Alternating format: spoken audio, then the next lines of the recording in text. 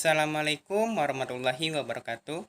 Saya Dimas Prayoga, mahasiswa Fakultas Hukum Universitas Jambi, NIM B119.482, dosen pengampu Pak Ipan Fauzani Raharja SMH. Di sini saya akan menjelaskan tentang pengaturan sumber daya alam di bidang kehutanan.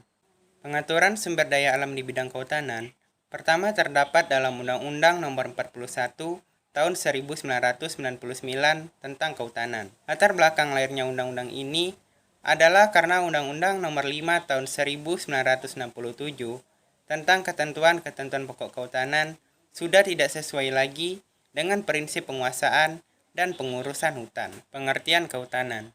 Kehutanan adalah sistem pengurusan yang bersangkut paut dengan hutan, kawasan hutan, dan hasil hutan yang diselenggarakan secara terpadu.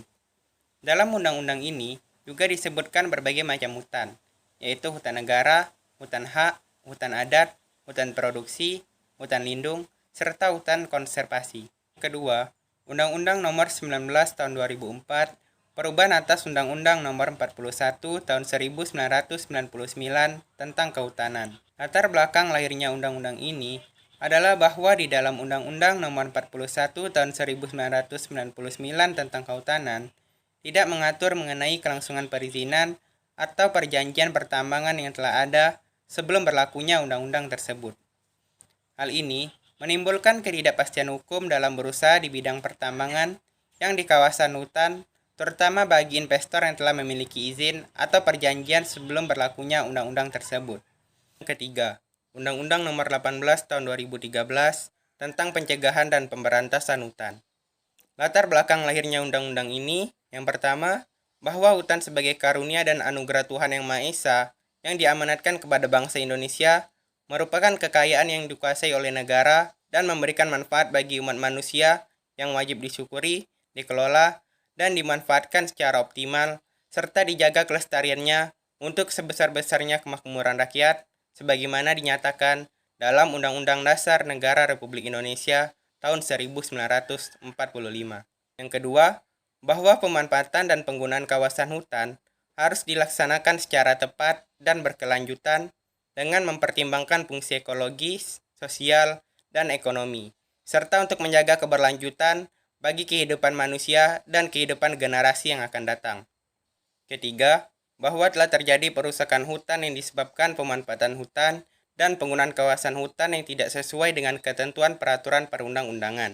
Yang keempat, bahwa perusakan hutan, terutama berupa pembalakan liar, penambangan tanpa izin, dan perkebunan tanpa izin, telah menimbulkan kerugian negara, kerusakan kehidupan sosial budaya dan lingkungan hidup, serta meningkatkan pemanasan global yang telah menjadi isu nasional, regional, dan internasional. Pengaturan sumber daya alam di bidang kehutanan yang keempat terdapat dalam Peraturan Pemerintah Nomor 23 Tahun 2021 tentang penyelenggaraan kehutanan. Latar belakang lahirnya undang-undang ini adalah untuk melaksanakan pasal 36 dan pasal 185B Undang-Undang Nomor 11 Tahun 2020 tentang Cipta Kerja. Walaupun undang-undang dan peraturan pemerintah telah mengatur terkait di bidang kehutanan, akan tetapi kebakaran hutan dan lahan seringkali terjadi. Di sini, saya akan menampilkan rekapitulasi luas kebakaran hutan dan lahan berdasarkan Kementerian Lingkungan Hidup dan Kehutanan dari 2016 sampai 2021. Kebakaran hutan dan lahan berdasarkan data di atas memang telah mengalami penurunan sebesar 81%.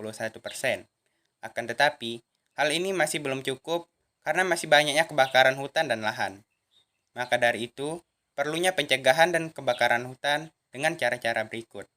Cara yang pertama, hindari membakar sampah di lahan atau hutan, terutama saat angin kencang. Angin yang bertiup kencang akan berisiko menyebarkan kobaran api dengan cepat dan menyebabkan kebakaran. Yang kedua, berikan jarak tempat pembakaran sampah dari bangunan sekitar 50 kaki dan sejauh 500 kaki dari hutan. Hal ini untuk menghindari risiko api menjalar ke tempat yang tidak diinginkan. Yang ketiga, tidak membuang puntung rokok sembarangan di area hutan atau lahan, apalagi jika masih menyala yang berisiko memicu terjadinya kebakaran. Yang keempat, tidak membuat api unggun di area yang rawan terjadi kebakaran.